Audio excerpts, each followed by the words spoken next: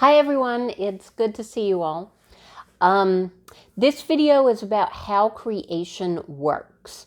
I talk a lot about creating and using creative power, but I wanted to give you a bigger picture version of how that all works and how that all goes together, because that can be helpful in understanding what you're really doing and understanding some of the nuances of how to create. And for me, at least, diagrams really help. So I'm going to try to do this in a diagram. Something interesting is that this idea has been coming to me for a while. Like, Source has really been pushing this idea into my perception and into my awareness. And I have been blocking it and deciding I didn't want to do it for actually a couple of years. Because in my mind, whenever you try to write down and describe energy on a piece of paper, it always looks like you're a crazy person. But then I realized at some point, my mind said to me, Louise, you've passed the point of crazy person like long time ago, a long time ago. And my mind was like, oh yeah, that's probably true. So I have decided to go ahead and do this, and hopefully it will help some of you the way it really helps me to see it in physical form. So the first place I want to start is with a phrase that came to me. And this phrase was, you are an emanation. I'm reading it, it's over there. You're an emanation of the universe specified into a point of perception, which is incredibly wordy. I don't know where that phrase came from, and intellectual, and definitely needs explanation. It made perfect sense to me when I heard it, but I think that drawing it out helps a lot. So you're an emanation of the universe specified into a point of perception. This is what that means. Let's say here we have, oh shit, I just realized this is going to come out backwards. Or is it? Wait, let me see. Fuck. I can't write backwards. Maybe I can. Nope. Okay, I'm going to try this. There. How's that? Shoot. Oh yeah, that works. Okay. This is Source, or the universe, or the creator. Whatever you want to call it, doesn't matter. It's still the same thing. So let's call this big blobby thing here Source. And here is the blob. So you're an emanation of the universe. This is what that means.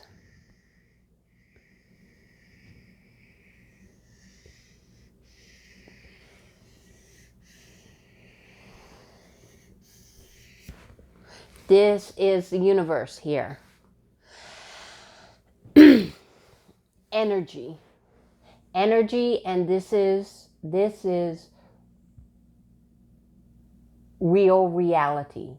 When you die, you will come back to living in this, perceiving in this world again of energy, and it is beautiful and it is infinite, and it will feel much more real to you than real life.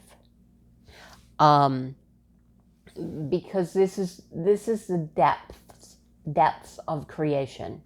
So when you come back here, it will feel like being home, because this is home. You're an emanation of the universe, meaning you're a little part of the universe, a little part of God. You are a perception. You're a perception of God. You're an emanation of the universe specified into a point of perception. So this is you. That is you. And these here are other people. So all of you are source, and all of you are one specific perception of source. So this is your awareness, and this is you looking out at the world, but being part of source. So we're all from the same place. We're all one, but we are all individual at the same time because we have an individual perception of everything. And we will remain individual after we die, even though we will be a bigger individual, meaning we will merge perceptions with other things that are close to us. So we will have a larger perception. When we're in the world, our perception is very specified, very I want to say small, but not small as in insignificant, but small as in narrow or specified, or we're looking at a very small range of what has been created. And the reason we're doing that is not because we're less significant than something that's looking at a larger range of what has been created, but that we want to look in more detail at what we are creating in the world. So this is, well, one of these is you. Obviously, the universe is a lot bigger than 4 people. So what you have to imagine is a giant, giant blob with all these little emanations coming out everywhere. And these, of course, are not just people, but energy. They are energy, and they may be people on Earth. They may be energies in different realms of the universe, of which there are many, many, many. Earth is just one place to be. And it's what we call the physical universe. So, what happens after you're born? And being born is coming into a specific point of perception, is that you have thoughts and perceptions and creations, and you are a creator. You're a creator, and your creations go out like this into what our playing field that we have agreed to be on, which is called Earth, where we all get to play with each other here with our perceptions. So you are creating when you are thinking and feeling all of those thoughts, and everything that you put focus on travels out and creates in the universe. So in the physical world. So everything that is in the physical world has been created by something. So I'm looking around my house right now. First of all, this house was at some point an idea in a human's mind. Somebody said, oh, look at that piece of land. I think I want to build a house. And they went out and they found an architect. And the plans for this house were first in somebody's mind, in an architect's mind, as this is how the house will be put together. Then second, they went and got a builder. And that those materials and that way of putting this house together was in that builder's mind as this is how this will be done. So this house came from an idea first. I'm looking at a painting over there. That painting was first in somebody's mind. Some painter sat down at some point and said, oh, I want to paint a turtle. That was an idea first. I'm looking at my jacket on the chair. Somebody said, I want to create a jacket. Somebody said, I want to create a shop to sell a jacket. That all of that jacket could not have come into my life until it was first an idea, a thought, a focus, an energy of something. Everything, if you sit, and this is a great exercise to do, by the way, if you sit in your house and look around at every tiny thing that you see, and imagine how it first came into physicality before it was physical, how did it get physical? Most of the things in our houses first were originated in earth at some point in a human's mind. My cat, of course, I had to think at some point, oh, I would like a cat. And so somebody in this particular case with this cat had to say, oh, I would like to foster kittens. And that had to be an idea that they had before I could go to them and get this kitten. However, of course, two cats had to look at each other and be like, oh, I think you're kind of hot, before that kitten came into existence. So that those ideas had to exist first before anything physical could come. That is true for everything on earth. A lot of things we look at will come from a human energy first. A lot of things will not. If you look outside in nature, the energy first starts somewhere else, not in a human's mind. But still, it starts. Some tree had to be like, oh, I want to produce fruit before that apple could come into your house. So everything is energy, and that's a great exercise to do. If you really want to understand that and start understanding and start feeling the power of thoughts and energy and focus. Because the more you do that, the more you'll be like, holy shit, this world is not quite as physical as I think it is.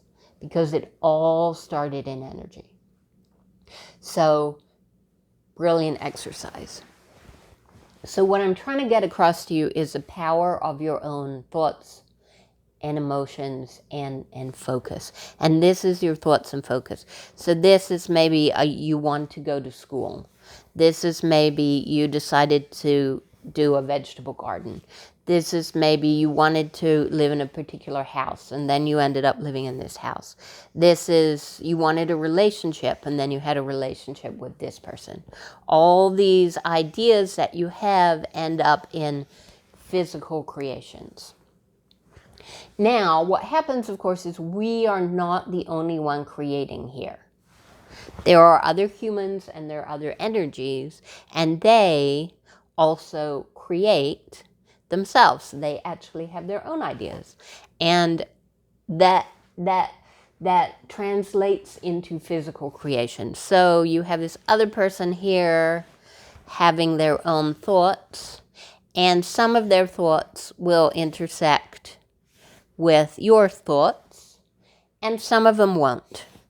Like, they might also, you're going to school here, you're thinking, I'm going to school. That's you going to school. And they're thinking, I want to go to school. And then you guys end up at the same school right here. And somebody else, of course, had to create that school first before you could both go there. So that's what happens. And then the same for all other people. Of course, more than 4 people in the world. So you have to imagine this big. Some parts of your reality will intersect with other people. So here, this is you and this is your friend over here, and you have these realities in common. You're in the same school, you have this teacher in common, blah, blah, blah. You know the same friend. This intersects. Some parts of your reality don't intersect. Like all this over here, your friend here knows very little about this. This is not in their reality. This is a friend that you have that this person knows nothing about. You might tell them about it, and then you'll have some point of contact. But there is a lot in every person's life, even if you're married or you live together or whatever, there's still a lot in each person's life that doesn't intersect with other people. And there's a particular section of your life for everybody that is totally private. I will call that your private creation. In other words, it's your internal world. It's what's going on in your mind that really nobody else can fully have access to. They can only be aware of what you tell them or what they perceive from looking at you or trying to feel your energy, but they are not in there ever. So everybody, of course, has that private creation, and in a lot of ways that's your point of power, because nobody else has any direct access to it. Somebody can come and, toilet paper my house or put nice signs on my house or whatever, but nobody can really get inside your head and determine what you're thinking and feeling. So that is really where your power lies, because you're totally, totally in charge of that all the time. So these are your private creations, and they lead if you can see, whatever you create in your mind first, whatever you focus on in your mind first, will lead to what is going on in your external world. And they will lead to the school you go to, the gym that you go to, the whatever, the friends you have, blah, blah, blah, blah, blah, where you work, blah, blah, blah.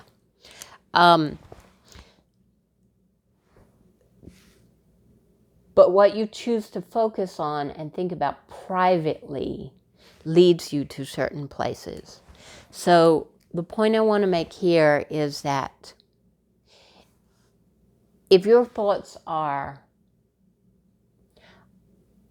I'm going to this gym, and people that go to gyms are kind of whatever, like you have this perception of what people are like that go to a gym, then your thoughts are going to lead you to this particular gym. And whatever your thoughts were are going to lead you to this particular gym that will fit your perception, because you created the path to that gym. And that gym is going to lead you to come into contact with all the other people at that gym. Okay? So how you thought about gyms takes you to that particular gym. If you had a different thought about gyms, it would take you to a different gym, which would lead you to interact with different people. So your thoughts lead you to places and situations that lead you to people. So the people in your life are there because of what you first thought about and believed about. And that leads you to certain actions, which leads you to opening energetic spaces to bring those people into your life. So what I was trying to say before is, if you believe people that go to gyms are really into themselves and whatever, then you're going to end up in a gym where people are really into themselves and really obnoxious. The reason that I'm saying all this about gyms is because I used to have that idea, and then I changed that idea, and then I ended up somewhere that had better people. That's why I'm using that example. So my point is, your reality, your inner thoughts create your reality, and they create who you interact with. And if you want to have better people in your life, if you want to have better situations in your life, all of that first comes from what you're thinking and feeling. And that is the power that creates your physical reality. There's a whole lot more I can say about this, but I have gone on way too long. So thank you so much for being here. If you have any questions at all, please feel free to put them below. I will probably talk about this more because there's obviously so much more that I can say. But thank you for being here and hope to see you all again soon.